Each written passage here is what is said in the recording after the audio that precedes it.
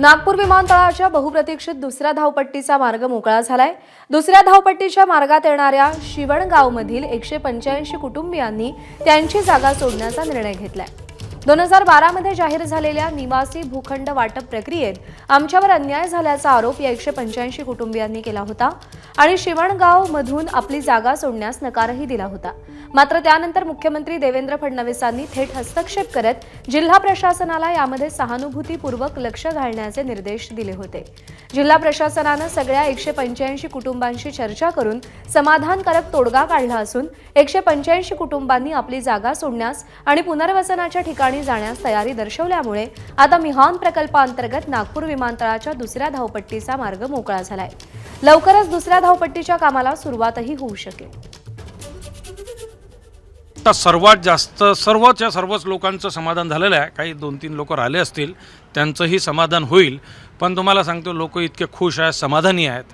आणि सर्वात महत्त्वाचं म्हणजे या लोकांना प्लॉट दिल्यामुळे JMRचं एअरपोर्ट जे बनतं आहे, JMR एअरपोर्ट बनवत आहे, तर JMR जोपर्यंत ही जागा आम्ही खाली करणार नाही तोपर्यंत JMR बनवू शकत नव्हतं। आज मिहाननी आणि कलेक्टर साहेबांनी आणि देवेंद्रजींच्या प्रयत्नामुळे त्यांनी या सर्व गोष्टी केल्या, लोकांना प्लॉट दिले। आता हे लोक उठतील आणि पुनर्वसनाच्या जागी जातील आणि JMR हे नवीन विमानतळ बनवेल।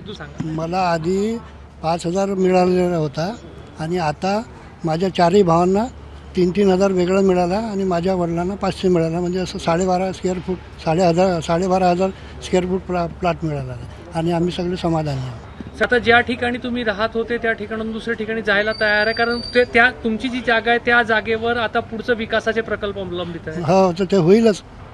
ते विमानतळाचं जे काम आहे थांबलेलं ते आता होईलच समोर।